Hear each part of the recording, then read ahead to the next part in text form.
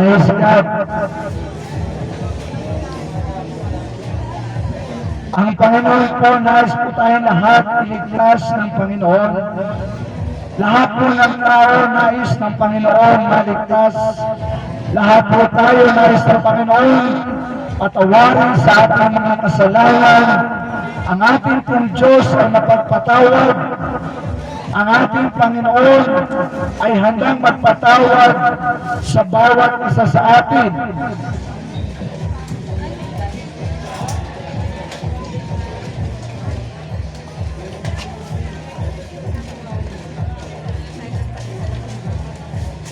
Ang Diyos po ay may plano para sa ating lahat. Ang Diyos ay plano niya tayong lahat ay maligtas. At ang unang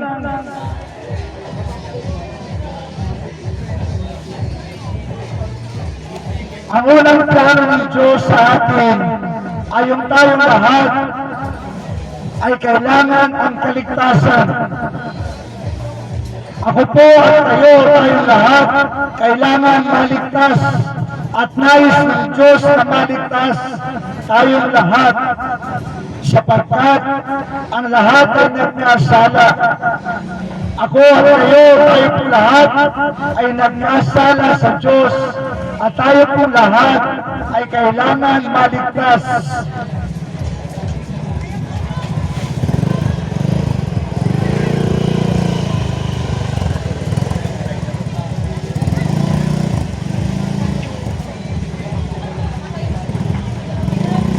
Ang sabi sa Roma 3:23, sapagkat ang lahat ay nagkasala at walang sinuman nakaabot sa kaluwalhatian ng Diyos. So tayo daw pong lahat ng mga tao ay nagkasala. Ako at kayo, tayo pong lahat ay nagkasala sa Diyos at patuloy na nagkakasala sa Diyos. Kaya nais ng Diyos tayo po lahat ay maligtas sa pamamagitan ng kanyang bugtong na anak. Ang sabi sa 24, ngunit dahil sa kanyang kagandang loob na walang bayad niyang ibinigay sila ay tinuring na matuwid sa pamamagitan ni Kristo Jesus na siyang nagpapalaya sa kanila. So mga kapatid, tayo po lahat nagkasala. Ako at kayo, tayo po lahat makasalanan at nagkakasala araw-araw sa harap ng Diyos.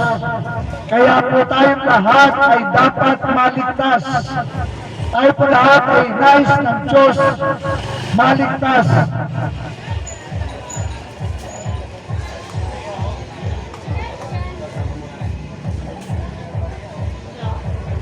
At ang kaligtasan ito ay bigay ng Panginoong Yesus.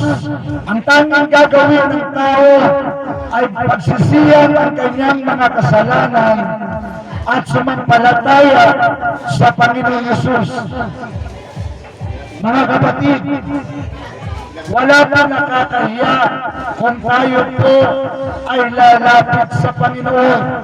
Walang nakakahiya sapagkat lahat po tayo nagkakasala sa Panginoon. At tayo lahat ng kasalanan, alam ng Diyos yun. Kaya nga pinadala ng Ama ang kanyang bugtong na anak upang tayo po lahat ay maligtas sa pamamagitan ng kanyang bugtong na anak. Sapagkat ang lahat ay nagkasala at walang sino man nakaabot sa kaluwalhatian ng Diyos.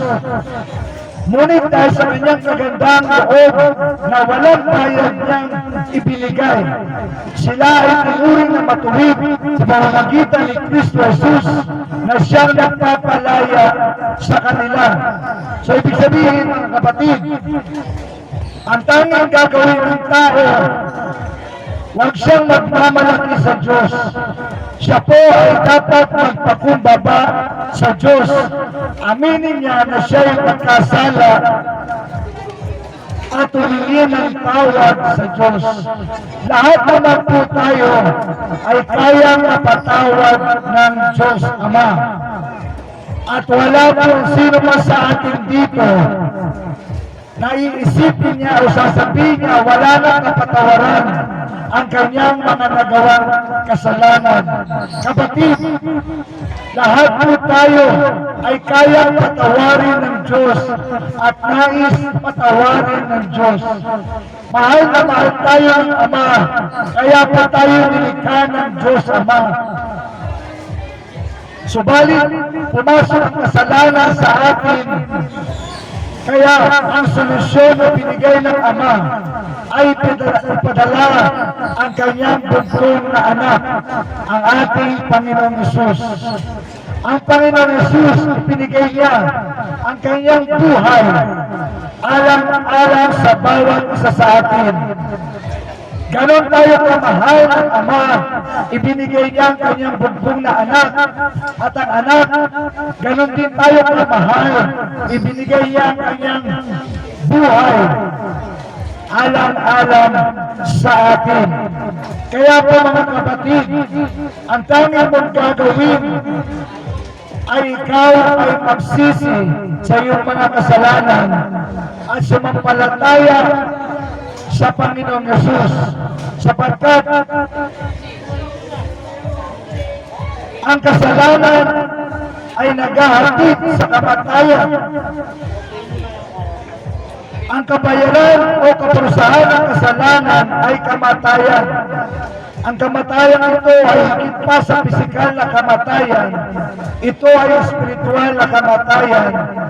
Ang kamatayan ng pagkahiwalay sa Diyos.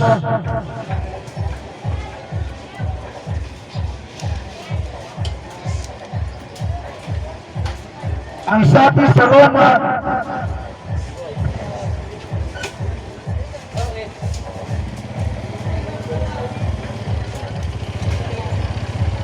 Roma 6:23, sapagkat kamatayan ang kabayaran ng kasalanan, ngunit ang walang bayad na kaloob ng Diyos ay buhay na walang hanggan sa pamamagitan ni Kristo Jesus na ating Panginoon. Mga kapatid, huwag po natin isipin na okay lang magbuhay sa kasalanan at mamatay sa kasalanan. Kapatid, ang kabayaran ng kasalanan ay kamatayan pisikal. Kagaya kanina doon sa kanto, may dumaan ay nilibing. Kapatid, ganun po kaiksi ang buhay ng tao. Hindi mo alam kung hanggang kailan ka sa mundo nito. Huwag natin pagmamalaki na mahaba pa ang buhay natin at tayo mabubuhay kung kailan nais natin. Mga kapatid,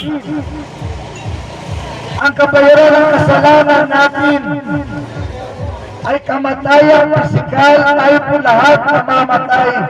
Ako at kayo, tayong lahat mamamatay. Meron lang nauuna sa atin. Baka nga iba sa atin, hindi mo alam, hanggang ngayon ka na lang sa mundong ito. Kaya naman, kapatid, samantalahin natin palagi ang ating kamatayan. Paghandaan po natin, sapagkat kapag tayo namatay nang hindi nakapagsisi sa ating mga kasalanan, mga kapatid, isang lugar lang ang tutunguhan ng tao na namatay sa kasalanan at hindi niya ito napagsisihan. Ito po ay ang hell. Dalawang lugar lang ang tutunguhan ng tao, heaven or hell. Wala pong gitna. Heaven, kapag ikaw ay meron pananampalataya sa Panginoong Yesus, yung pananampalataya sa Panginoong Yesus, kapatid, ito po ay hindi lang kilala mo ang Panginoon, kundi tinanggap mo siya bilang Panginoon at tagapagligtas mo. Kung hindi mo pa yun ginawa, kapatid, wala ka pang tunay na pananampalataya kay Kristo. Maraming tao nagsasabi, kilala nila ang Diyos, kilala nila ang Diyos, subalit tinanggap mo ba si Kristo? Tinanggap mo ba siya bilang Panginoon at tagapagligtas mo? Lahat ng tao kilala si Jesus Christ. Ang tanong, kilala ka ba ni Jesus Christ? Kilala ka ba ng Panginoon? Sapagkat ang kumikilala sa Panginoon ay isinusuko ang kanyang buhay sa Panginoon. Pinagsisisihan niya ang kanyang mga kasalanan at tatanggapin niya ang Panginoong Yesus bilang Panginoon at tagapagligtas. At papapasukin niya si Jesus sa kanyang buhay. Isusuko niya ang buhay niya sa Panginoong Yesus. Kapag ginawa mo yun, kapatid, doon pa lang mag-umpisa na makikilala ka ng Panginoon.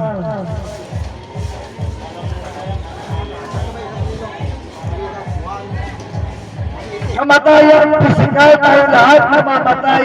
Kamatayang espiritual, pupunta ka sa langit o sa hell.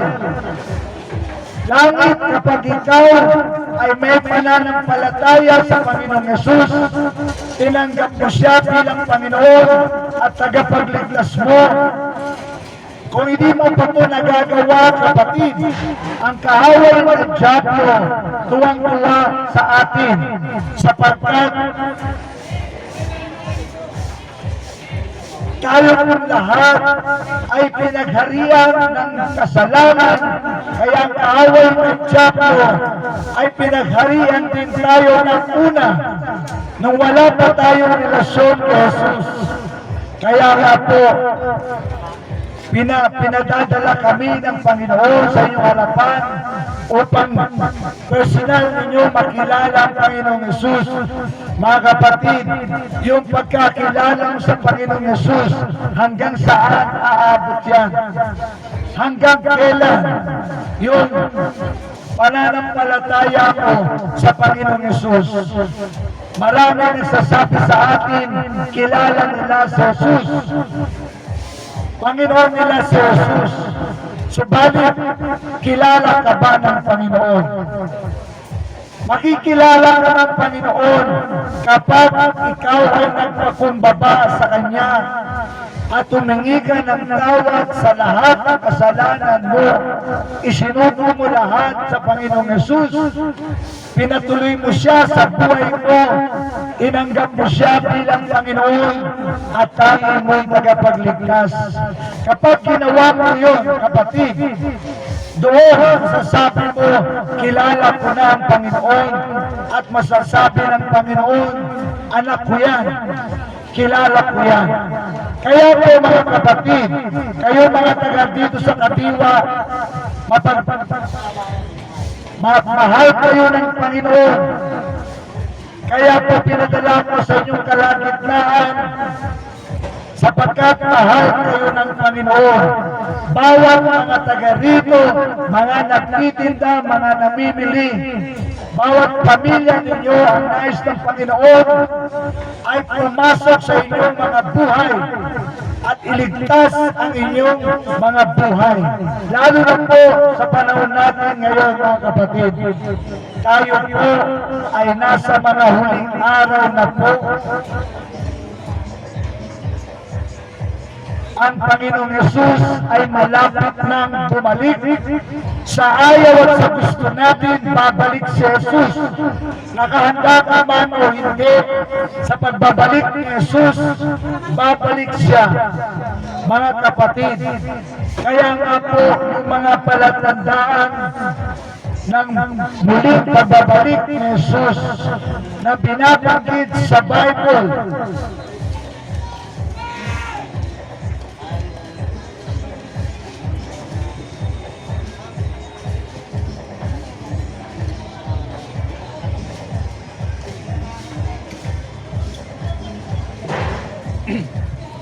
Ang sabi ng Mateo 24, 7 hanggang 8, maglalaban-laban ang mga bansa at gayon din ang mga kaharian. Ito po ay mga palatandaan na binigay ni Jesus sa kanyang mga alagad. Nagtanong ang mga alagad sa Panginoon, ano mga palatandaan na muli mo pagbabalik, Panginoon? At ito ang binanggit ng Panginoon. Maglalaban-laban ang mga bansa at gayon din ang mga kaharian. Magkakaroon ng mga tagutom at nilindol sa maraming lugar. Mga kapatid, yung binanggit ko, ito po ay hindi in the future. Ito po is now. Nangyayari na po ito sa panahon natin ngayon. Kagaya ng digmaan sa Israel at Iran at US at Russia at Ukraine at iba pang mga bansa, mga kapatid. Gumising po tayo po ay nasa mga huling araw, babalik na si Jesus. Jesus is coming back soon. Baka hindi po natin ito alam, baka tayo mabigla. Pinapaalam sa iyo ng Panginoon na babalik na siya.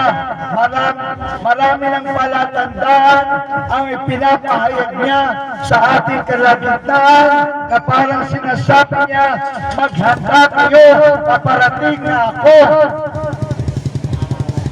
Anong paghahanda ang dapat natin gawin, kapatid? Ang pinaka-paghahanda na nais ng Panginoon ay espiritual. Isuko natin ang ating buhay sa Panginoon, sapagkat sa mundong ito hindi natin alam kung ano mga darating. At hindi mo alam kung hanggang kailan ka sa mundong ito.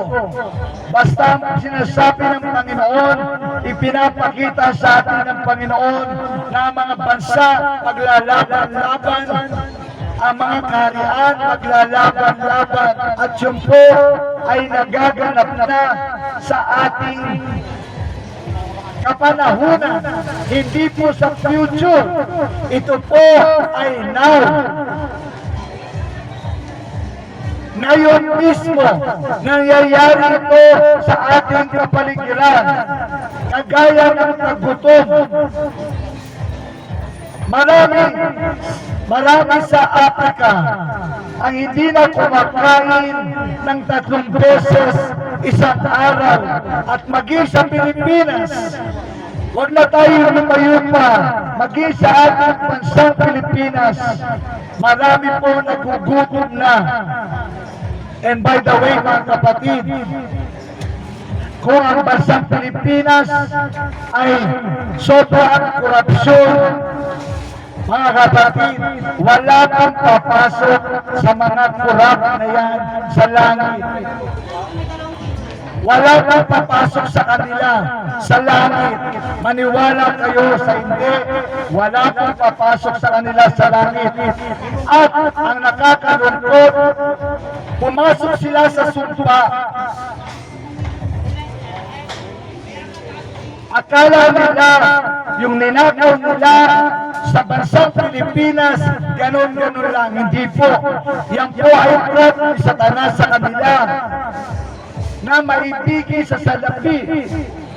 Kaya po, ang nakakatakot doon ang family nila up to the second and fourth generation ay magkakaroon ng sumpa.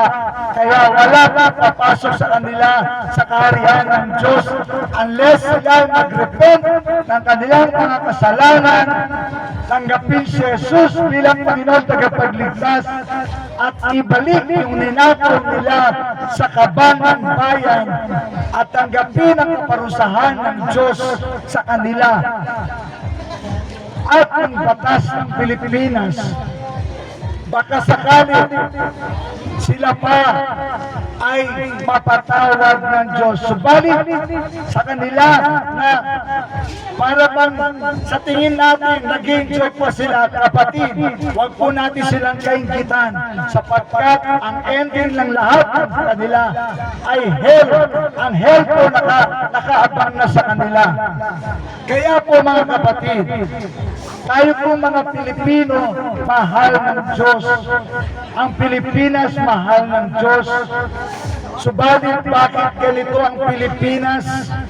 Maraming korupsyon sapagkat ang mga Pilipino ay hindi nagbabasa ng salita ng Diyos. Hindi sinasabuhay ang salita ng Diyos. At tayo po ay minsan lang lumalangin sa Panginoon. Mga kapatid, nabanggit ko lang naman po yun. Mga kapatid, si Jesus ay babalik na. Kaya sinasabi dito magkakaroon ng mga lindol. Hindi po ba kamakailan lumindol sa Mindanao at kamakailan lumindol sa Venezuela? Noong June 24, tatlong bansa ang lindol na malalakas na lindol. Mga kapatid, nandito na po tayo sa mga huling araw bago pumalik si Jesus. Magsipaghanda po tayo, mga kapatid. Magsisiya natin ang ating mga kasalanan. Papasukin natin si Jesus. Tanggapin natin siya bilang Panginoon at tanging tagapagligtas natin. Doon po, sa gagawin natin yun, ikaw po ay magiging ligtas at magiging handa. Anumang dumating na kapahamakan sa mundong ito, ang Panginoon iingatan ka.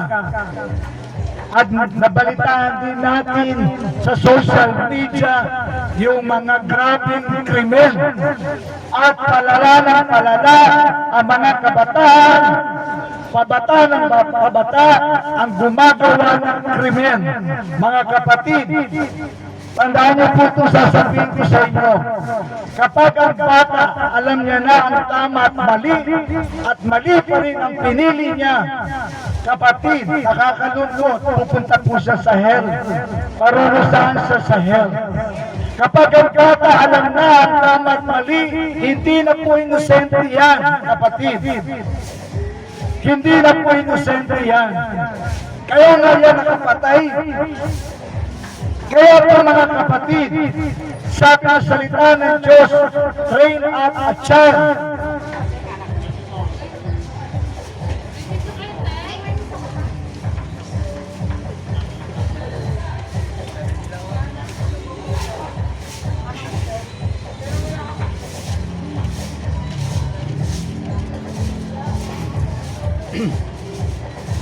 Ang sabi ng salita ng Diyos, Proverbs 22 verse 6, train up a child in the way he should go, and when he is old, he will not depart from it. Mga kapatid, tayo po mga magulang, nais natin mapabuti ang ating mga anak, hindi po ba? Kapatid, sa murang edad niyan, turuan mo na yan ng tungkol sa Panginoon.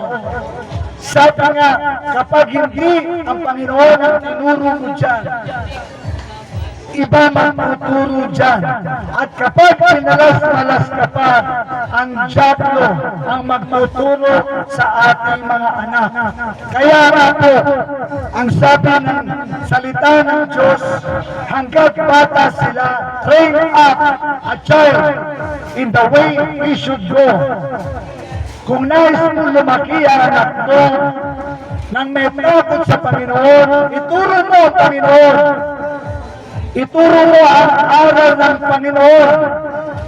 At kapag ang mga bata po, 1 year old o 10 years old pababa hanggang 1, ang kanyang brain, inaabsorb na lahat ang nakikita niya, lahat ang tinuturo sa kanya, lahat ang narinig niya at nakikita niya sa paligid.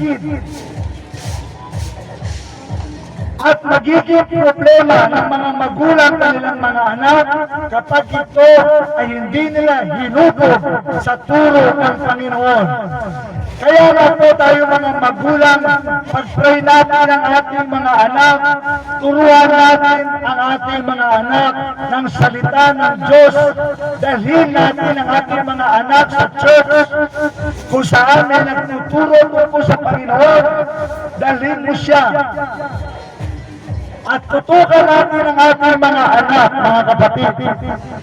Alam ko po, tayong mga magulang, problema natin minsan yung 24 oras na tutukan sa ating mga anak, hindi naman po talaga natin kayang tutukan.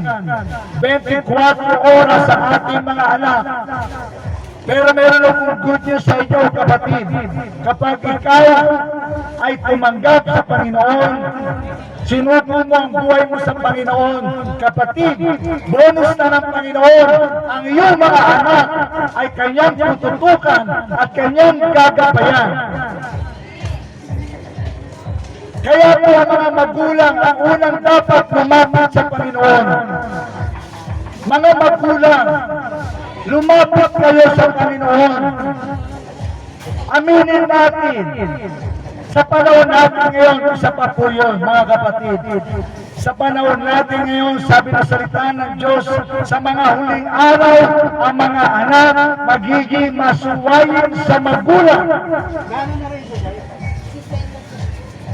Kaya kapag hindi mo pa yan aaralan ng tungkol sa Panginoon, kapatid, mapapabilang yan sa masuwayin sa magulang. Kung ang anak mo ngayon ay masuwayin, kapatid, iluhog mo sa Panginoon. Ipagpray mo siya, huwag mong titigilan. Huwag natin susukuhan ang ating mga anak. Pagpray natin ang ating mga anak. Aralan natin ng turo ng Panginoon ang ating mga anak. Dalhin natin sila sa church.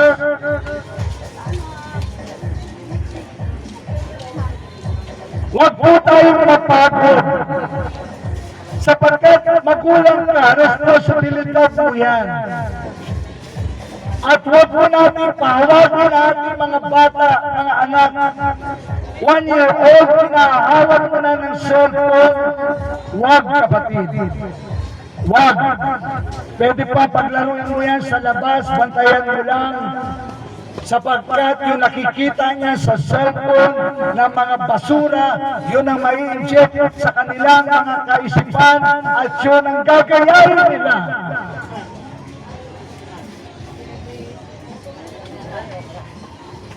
Kaya maganda, isama natin sa church ang ating mga anak. Mapapahinga ka na, ang anak mo mapapahinga din. Parehas kayo mapapahinga at parehas kayo maaaralan ng salita ng Diyos.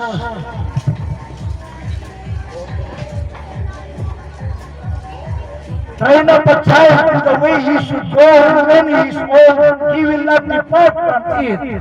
Lalo na po yung 10 years old pababa. Napakadelikado po ng ating mga bata from 10 years old pababa. Kumbaga, inuhubog natin ang ating mga anak. Kaya kung saan siya nahubog, yun ang kalalakihan niya. Kaya nga sabi ng Panginoon, train up a child. Gabayan mo ang iyong anak. Ituro mo kung ano ang nais mo bukas ng iyong anak. At kapag ang Panginoon ang itinuro mo dyan, kapatid, wala kang pagsisisihan. Pero kapag Hinayaan mo yan maghawak ng cellphone. Lahat ng basura na makikita sa cellphone, ma-inject sa ating mga anak at magkakaroon ka ng problema, kapatid. Hindi po ba ang kapanahonan namin, wala pang cellphone, kami po ng mga maliliit, hinahayaan kami ng mga magulang magsilaro sa labas. Kaya po yung kapanahonan namin, masisigla ang mga bata. Ngayon po mga bata masakitin kasi puro cellphone ang hawak. Puro radiation ang hawak. Mga kapatid, hindi pa uli ang lahat. Kaya ito narinig mo dahil nais ng Panginoon, tulungan ka. Mga kapatid, tayo po lahat, ang Panginoon ang makakatulong sa atin. Kung hindi mo kayang gabayan ang anak mo, turuan ang anak mo, kapatid, pag-pray mo. Pag-pray mo sa Panginoon. Kaya po mga magulang, ang unang dapat lumapit sa Panginoon, nanay, tatay, lalo na po mga tatay. Tayo mga tatay, tayo po ang haligi ng tahanan. Ang mga tatay na walang Kristo sa kanilang buhay ay marupok na tatay. At ang bahay mo, ang pamilya mo magiging marupok din. Kaya tayo mga tatay, isuko natin ang buhay natin sa Panginoon. Lumapit tayo sa Panginoon. Kausapin natin ang Panginoon. Magpakumbaba tayo sa Panginoon. Unang-una tayo mga tatay. Tayo magdadala ng ating mga pamilya. Hindi po ba? Si Jesus at yung kanyang mga apostol, puro po mga tatay yun, mga kapatid. Bihira lang sa kanila ang mga hindi nag-asawa, pero lahat po sa karamihan sa kanila yung mga tatay. Subalit ang mga tatay na ito ay naging mabuti mga tatay. Bakit? Kasi kasama nila ang Panginoon. So ganoon din tayo mga tatay, kapag kasama mo palagi ang Panginoon, kapag tinanggap ka si Kristo bilang Panginoon tagapagligtas mo, kapatid, kasama mo na ang Panginoon. At ikaw ay magiging matibay na haligi ng tahanan. Kapag matibay ang haligi ng tahanan, anumang bagyo, anumang unos, anumang mga problema ang dumating sa ating mga tahanan, ito po ay matatagalan natin sapagkat tayo ay nasa Kristo. Hindi ka pababayaan ng Panginoon.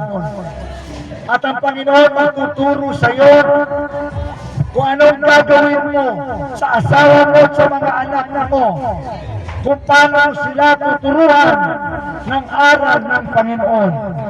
Mga tatay, mahal kayo ng Panginoon. Mahal tayo ng Panginoon. Alam ng Panginoon, hindi basta-basta maging tatay. Nandyan yung maghahanap buhay ka, nandyan yung gagabayan mo, ang pamilya mo, bubuhayin mo ang pamilya mo. Kapatid, kailangan natin ng Panginoon. Kailangan natin ng Panginoon. Maging ang mga nanay ay ilaw ng tahanan. Ang mga nanay dapat matindi yung ilaw niya sa tahanan. Ibig sabihin, ang mga nanay, yung influence niya sa pamilya, sa asawa niya, sa mga anak, dapat nagliliwanag. Subalit kapag ang nanay, walang Panginoon, walang relasyon kay Jesus, ang kanyang ilaw ay aandap-andap. Minsan maliwanag, minsan madilim. Kaya po mga tatay, mga nanay, tayo po yung mga mag-asawa, napakagandang tignan kapag sa isang tahanan ang mag-asawa nagdadalangin, nagpe-pray. nagtutulungan. Sa totoo lang, ang mag-asawa talaga ay dapat magtulungan, magkaagapay para sa kanilang pamilya. Kaya nga sa kasal, ang asawa, ang lalaki at babae, ang sabi ng salita ng Diyos, sila ay nagiging isa. Kaya po sa mag-asawa, huwag po pride ang inyong pairalin, kundi pagkakaunawaan. Ipagparin ninyo ang bawat isa, suportahan ninyo ang ikabubuti ng inyong pamilya at ang inyong mga anak. Kaya nga po merong tatay at nanay. Kapag si tatay pagod, si nanay ang gagabay sa pamilya. Kapag si nanay ay pagod, si tatay ang gagabay sa pamilya. Kapag pareha silang pagod, ang Panginoon ang gagabay sa kanila. Kaya kapatid, sa pamilya kailangan natin ng Panginoon. Patuloyin natin si Jesus sa ating mga pamilya. Papasukin natin si Jesus sa ating mga buhay. Bawat isa sa atin dito kailangan si Jesus.